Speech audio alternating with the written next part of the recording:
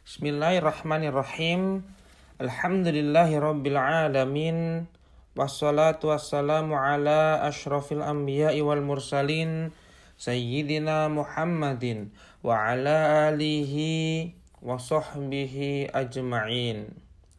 Rabbi israh li sadri wa yassir li amri wahlul 'uqdatam min lisani yafqahu qawli. Nas'alullaha ayyuwafiqana jami'an wa ayyaftaha alaina futuhal arifin. Amin ya rabbal alamin. Alhamdulillah, pada kesempatan kali ini kita akan mengkaji kitab Jauhar Tauhid karya Al-Imam Burhanuddin Ibrahim bin Ibrahim Al-Laqani Al-Maki. Qala al-muallifu rahimahullahu ta'ala wa nafa'ana bihi fid dharaini amin. Alhamdulillahi ala silatihi thumma salamullahi ma'solatihi. Alhamdulillahi, segala puji bagi Allah. Ungkapan ini menunjukkan rasa syukur dan pengagungan kepada Allah Subhanahu wa ta'ala. Ala silatihi, atas selawatnya. Maksudnya adalah pujian dan rahmat yang Allah berikan kepada Nabi Muhammad sallallahu alaihi wasallam. Tsumma salamullahi, kemudian keselamatan dan kesejahteraan dari Allah ma'solatihi, bersama dengan selawatnya. Syair ini merupakan bentuk doa dan pujian. Seseorang memuji Allah karena telah memuliakan Nabi Muhammad sallallahu alaihi wasallam dengan salawat, dan ia juga memohon agar Allah menyertakan keselamatan bersama selawat tersebut. Ini merupakan bentuk adab tertinggi dalam bersolawat dan bersalam kepada Rasulullah sallallahu alaihi wasallam, mencerminkan cinta dan penghormatan seorang muslim terhadap nabinya. Ala nabiyyin ja'a bit tauhidi wa qad 'arad dinu 'anit tauhidi. Ala nabiyyin, atas seorang nabi, ja'a bit tauhidi, yang datang membawa tauhid. Wa qad 'ara ad-dinu, padahal agama telah menjadi kosong. Anit tauhidi, dari tauhid. Syair di atas mengandung pujian kepada Nabi besar Muhammad sallallahu alaihi wasallam sebagaimana pembawa risalah tauhid pada saat umat manusia telah jauh dari ajaran tauhid. Agama-agama sebelumnya telah rusak dan kehilangan inti ajarannya, yaitu mengesahkan Allah Subhanahu wa ta'ala. Maka kedatangan Nabi besar Muhammad sallallahu alaihi wasallam menjadi cahaya dan petunjuk untuk menghidupkan kembali fitrah tauhid tersebut. Fa'arsyadal khalqa lidinil haqqi bisayfihi wa hadyihi lihaqqi. Fa'arsyadal khalqa, maka beliau memberi petunjuk atau pembimbing kepada manusia. Lidinil haqqi, kepada agama yang benar, yaitu Islam.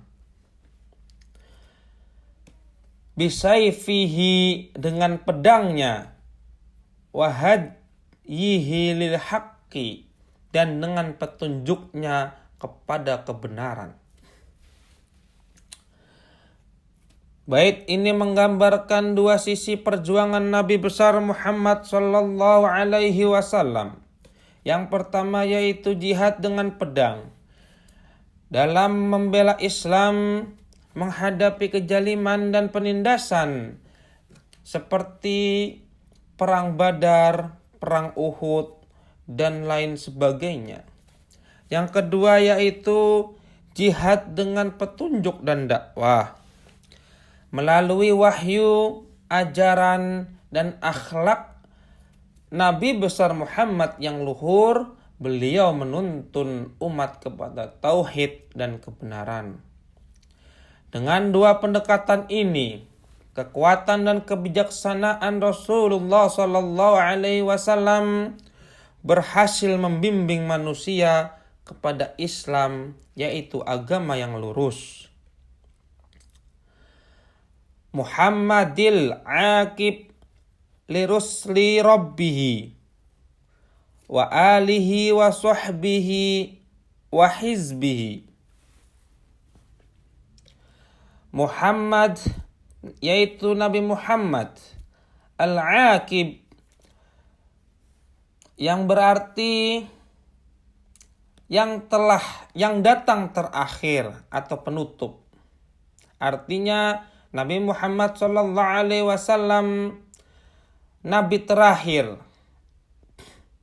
atau al-aqib, yang tidak ada nabi setelahnya. Lirusli rabbihi, dari para utusan Tuhannya, wa alihi wa sahbihi wa hizbihi. Alihi dan keluarganya, yaitu ahli bait Nabi sallallahu alaihi wasallam. Wa sahbihi, dan para sahabatnya. Wa hizbihi, dan golongan-golongannya atau pengikut-pengikut Nabi besar Muhammad sallallahu alaihi wasallam. Bait di atas ini merupakan bentuk salawat dan pujian kepada Nabi besar Muhammad sallallahu alaihi wasallam yang diakui sebagai penutup seluruh risalah kenabian, serta doa keselamatan dan keberkahan, yaitu untuk keluarga besar beliau atau sering disebut dengan Ahlul Bait, dan kepada sahabat beliau dan para pengikutnya yang istiqomah dalam jalan dakwah Islam. Ba'du fal ilmu bi aslid dini muhattamun yahtaju litabyini.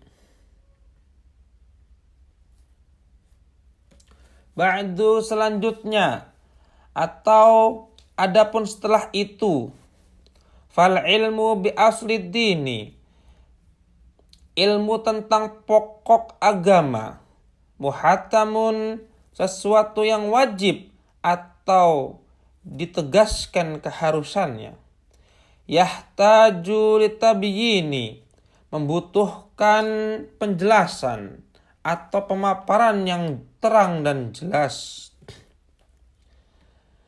Penulis kitab ini ingin menyampaikan bahwa ilmu tentang dasar-dasar agama Islam adalah hal yang wajib atas setiap muslim. Namun karena sifatnya sangat penting, maka ilmu itu tidak cukup hanya diketahui sekilas. Ia perlu dijelaskan dengan jelas dan gamblang agar umat memahami dengan benar. Lakin minat tatwili kallatil himam fasara fihil ikhtisaru multajam. Lakin minat tatwili, namun karena terlalu panjang dalam penjelasannya, kallatil himami, lemahlah semangatnya. Artinya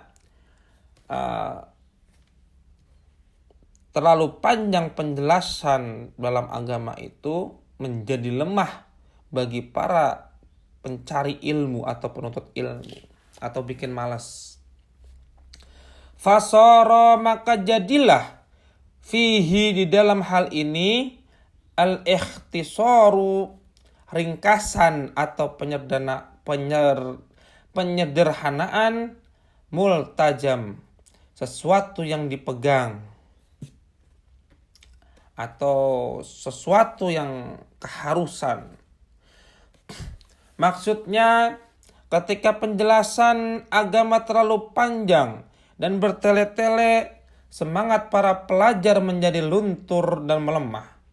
Tidak semua orang kuat mengikuti uraian yang terlalu detail.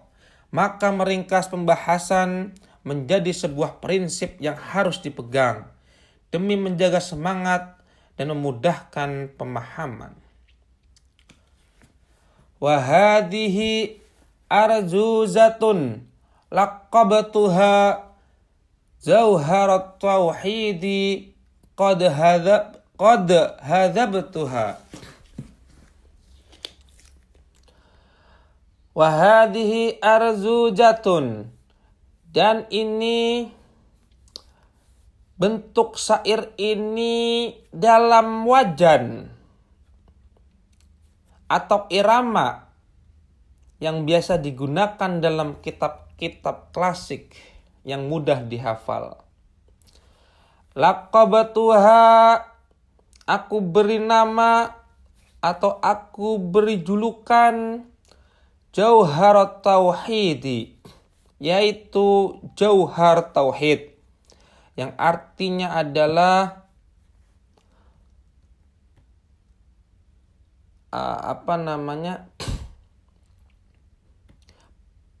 permata tauhid atau mutiara.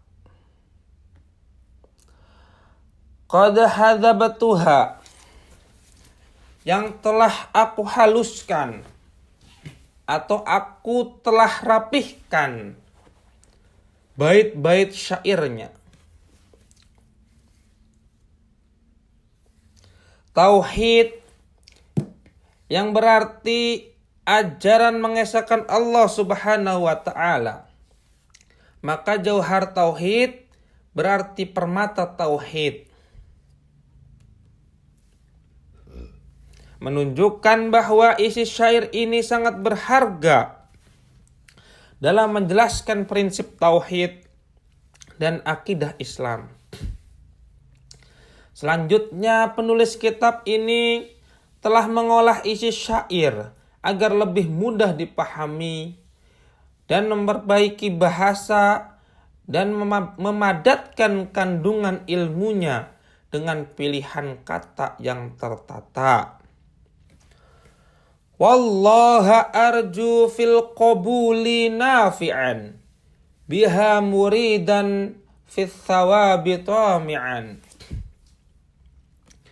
Wallaha arju, dan aku berharap kepada Allah, fil qabuli nafi'an, dalam hal penerimaan sebagai sesuatu yang bermanfaat, biha muridan fis thawabi tami'an, dengan karya ini dengan niat mengharapkan pahala dari Allah Subhanahu wa ta'ala, sangat berharap akan ganjarannya. Ini menunjukkan doa dan keikhlasan penulis, bahwa yang ia harapkan hanyalah dari Allah Subhanahu wa ta'ala. Penulis berharap agar karyanya tidak hanya diterima secara formal, tapi juga bermanfaat secara nyata bagi siapapun yang mempelajarinya. Menunjukkan bahwa penulis tidak membuat karya ini untuk duniawi, tetapi demi mengharapkan pahala dari Allah Subhanahu wa ta'ala dengan harapan yang bersungguh-sungguh. Kullu man kullifa syar'an wajaba alaihi ay ya'rifa ma qad wajaba. Kullu man kullifa syar'an, setiap orang yang dibebani atau dikenai kewajiban secara syar'i, yaitu melalui ketentuan agama, atau syariat Islam. Wajib alaihi, maka menjadi wajib atasnya ayya'rifa ma qad wajaba, untuk mengetahui apa saja yang telah diwajibkan atasnya. Maksudnya apa saja yang telah diwajibkan oleh syariat kepadanya. Setiap orang yang telah menjadi mukallaf menurut syariat Islam, maka ia wajib mengetahui hal-hal yang diwajibkan atasnya oleh agama. Dengan kata lain, ilmu yang berkaitan dengan kewajiban pribadi adalah fardhu ain, tidak bisa diabaikan atau digantikan oleh orang lain. Maksudnya, setiap mukallaf atau orang yang sudah balik, berakal dan mampu, yang telah dikenai beban hukum oleh syariat seperti kewajiban salat, puasa, zakat, dan lain sebagainya. Lillahi wal jaiza al-mumtani'a wa mithla dhali ruslihi fastami'a.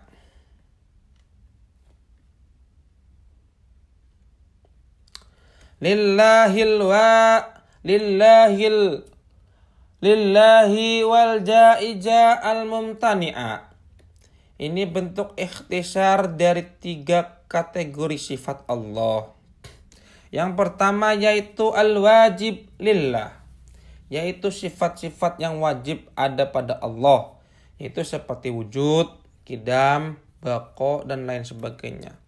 Yang kedua yaitu al-jaiz lillah, yaitu sifat-sifat yang boleh bagi Allah. Maksudnya Allah boleh menciptakan atau tidak menciptakan makhluk, memberikan pahala atau tidak sesuai dengan kehendaknya. Yang ketiga yaitu al-mumtani'a lillah, yaitu sifat-sifat yang mustahil ada pada Allah, seperti mati, lemah, bodoh, membutuhkan tempat, dan lain sebagainya.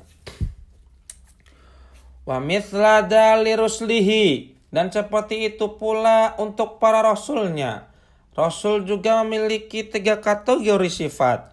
Yang pertama yaitu wajib bagi rasul, seperti syidik, amanah, tabligh, fatonah.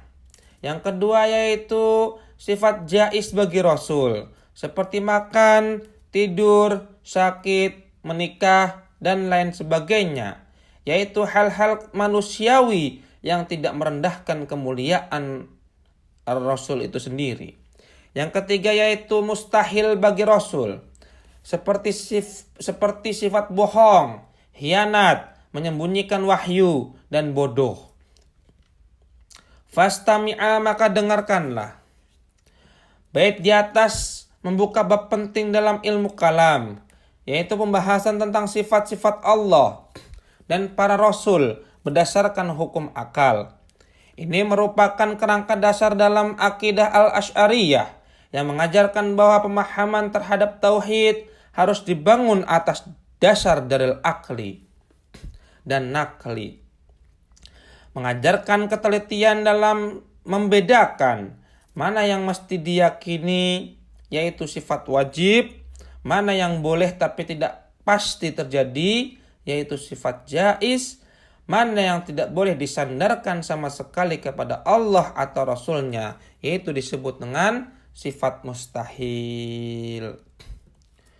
Wallahu a'lam bissawab.